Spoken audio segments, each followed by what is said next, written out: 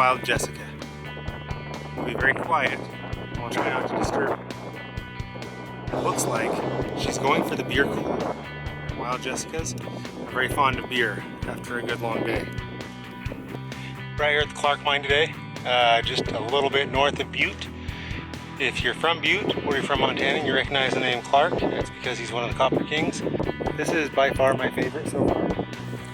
We have Danger mine shaft, which, so you get excited and you're like, sweet, there's a shaft here. Huh.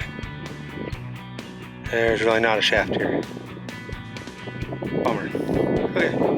But over here, you've got other shafts that are wide open and not fenced off.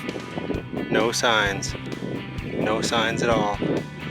A lot of this has been, quote, reclaimed right around here.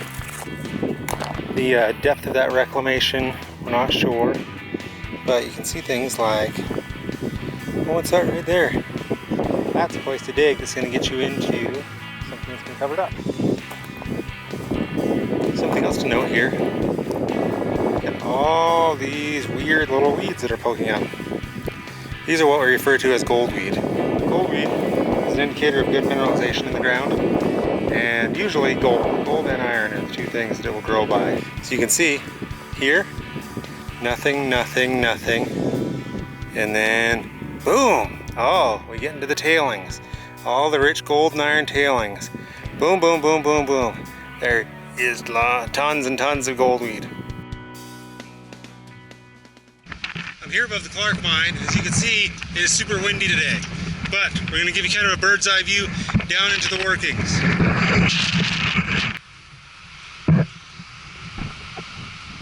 What you can see is that they've been working along a deep vein. That vein is right there. You can see it. It's the kind of grayish color. That was producing gold back in the day. That'll produce gold for you today. But gold is worth $1,300 today and not just a couple hundred as it was before. See, they worked down on some really rich workings which inspired them to go straight down like that. From what we can tell, this mine probably hasn't been worked since like probably the 1960s. Gold was super cheap in the 1960s, so there was probably a lot that was left behind. If you were looking at gold that was maybe only 1 or 2 ounces per ton, it'd probably get left. We'll get you a full history of this, but we just wanted to give you a little view of what you've got inside here. Look out here. Here's our mines. And where the reclamation was done, they took a lot of tailings and they pushed them all down here to make a nice flat little spot. As you can see, mining tailings are not dangerous as there's already bushes growing in them. But all that stuff is going to be stuff that came off the original tailings. It's worth reprocessing. If you're out here doing a larger operation, you should probably grab that and just drop it off. You're actually right, not too far from Radersburg. There's the Radersburg mill out here. Tell them Gold Rush sent you. Get a good deal on it. Ship a few tons of that. See what happens. We're looking at the waste rock here, and I'm just kind of showing you what an indicator is. This right here is gold ore. This other dark orange, that's going to be gold ore. Most all of this is going to have some semblance of gold in it. This is gold, usually in a skarn type deposit, but this is also appearing to be an epithermal vent, which means that the gold is pushed up from below and then settled, so it's going to be forming in a very specific targeted area, a vein that's pushing up from below, not surface running. So this is kind of the good ore that you want to be looking at. When you get down in the mines, you're going to be looking for stuff that's this color and darker. That's going to be your good pay dirt. Take a look at the hill there. You can see there's a wild Jessica. It appears that wild Jessica has found some wild rocks. What have you found? So I'm just about to go in here, not quite sure what this is yet. I would guess a miner's cabin. And then over here, we have another building. Again, not quite sure what it is yet, but we'll go find out. Here's an old oven. This definitely would have been the miners' quarters. Looks like this might have been just a little bit of a sunroom. And then in here would have been where they stayed. You've got a few mattresses Nice big cabin. So this is the second building on the claim. And right behind this building, we're just gonna go through this little doorway, and you've got this narrow room. And then in the back there is one of the trenching. Could have been an added entrance, but right now it just looks like a trench. They probably were pulling the ore right into this room here, and then maybe taking it to be processed over here. Usually when a mine building was built right off of an entrance, a mine entrance like that, it was used to help break out the ore. This building was definitely the workshop.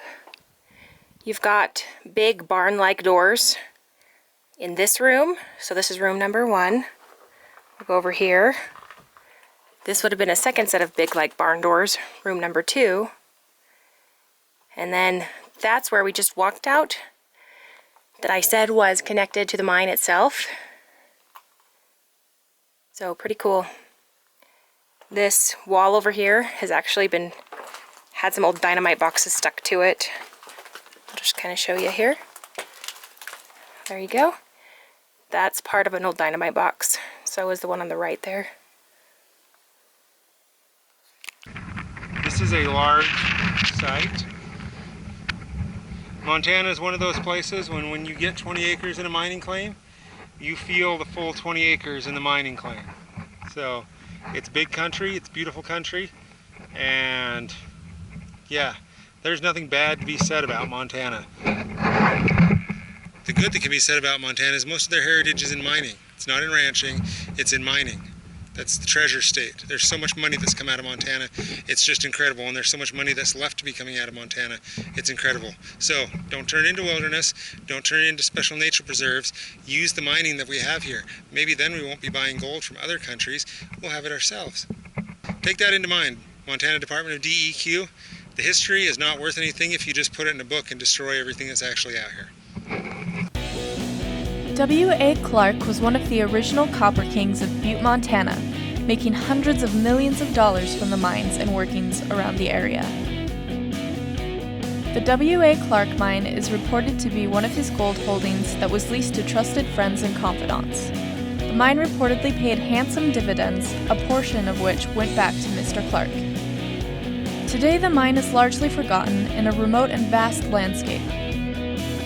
The shafts and adits are filled with slough, but the massive gold-producing cuts, working deep into the earth, are only gated. A properly executed notice of operation will allow for a claim owner to open those gates and start mining the gold deposits.